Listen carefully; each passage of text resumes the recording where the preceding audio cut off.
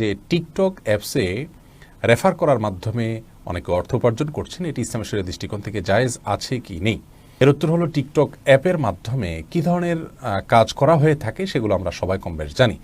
এখানে যে video create করা হয়ে থাকে সে ভিডিওর প্রায় সব, আমরা বলতে পারি এইভাবে, প্রায় সব, হাতে গোনা খুবই স্বল্প সংখ্যক ভালো ভিডিও আছে, সেগুলো বাদ দিলে প্রায় সব 90-95% বা তারও বেশি হবে ভিডিও থাকে খারাপ। এটি আমরা জানি। সেখানে মিউজিক থাকে, সেখানে অশ্লীলতার ছড়াছড়ি থাকে এবং এই আয়োজন নির্ভরেই পুরো অ্যাপটা আমরা বলতে পারি। এর ফলে সামাজিক পারিবারিক যে ক্ষতি হচ্ছে এবং যুব সমাজ যে ধ্বংসের দ্বারপ্রান্তে চলে যাচ্ছে, এই বিষয়গুলো আমাদের সবার কাছে পরিষ্কার। পৃথিবীর বিভিন্ন দেশে সেজন্য এটি নিষিদ্ধ হয়ে গেছে। যাই হোক, তো এই অ্যাপের প্রতি মানুষকে আহ্বান করা এটা মৌলিকভাবে একটা নাজায়েজ এবং গুনাহের কথা।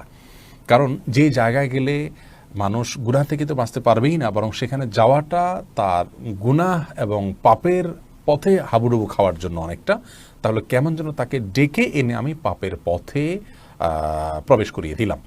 আল্লাহ রাব্বুল আলামিন কোরআন কারীমে সূরা মায়দার 2 নম্বর আয়াতে ইরশাদ করেছেন, ওয়ালা তাআওয়ানু আলাল ইসমি ওয়াল উদওয়ান, তোমরা গুনাহ, পাপ এবং সীমা লঙ্ঘনের কাজে একে অন্যকে সহযোগিতা করবে না। অতএব আপনি কাউকে সেই পথের পথ দেখানোটা এটা অপরাধের কথা। সহিহ মুসলিমের হাদিস আছে, আবু হুরায়রা রাদিয়াল্লাহু বর্ণনা করেছেন, নবী করিম সাল্লাল্লাহু আলাইহি ওয়াসাল্লাম বলেছেন, ওমান দা ইলা দালালাতিন, কেউ যদি কাউকে কোনো পথভ্রষ্টতার দিকে, গোমরাহির দিকে, মন্দ কাজের দিকে আহ্বান করে, আর আহ্বান করার ফলে সেই ব্যক্তি সে পথে এসে কোনো পাপের কাজ করে, তাহলে তিনি নিজে পাপের কাজ করার কারণে অপরাজিত হবেনই, আর যার আহ্বানে তিনি করলেন, যার রেফারের কারণে করলেন, তিনিও সমান পরিমাণ পাপের বোঝা এবং দায় বহন করবেন।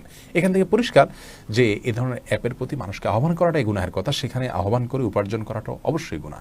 আর আমি জানি আমাদের এই কথা শুনে সব যুবকরা সরে আসবেন না মন্দ কাজ থেকে, কিন্তু যার অন্তরে ন্যূনতম ঈমান আছে, আল্লাহর ভয় আছে, জান্নাত পাওয়ার প্রত্যাশা আছে, তিনি ইনশাআল্লাহ বিইذনিল্লাহ দুনিয়ার এই প্রাপ্তিকে অত্যন্ত তুচ্ছ মনে করে বর্জন করতে পারবেন। আমরা আহ্বান করব শুদ্ধতার পথে, সুস্থতার পথে আমাদের তরুণ ভাই বোনদেরকে ফিরে আসার জন্য।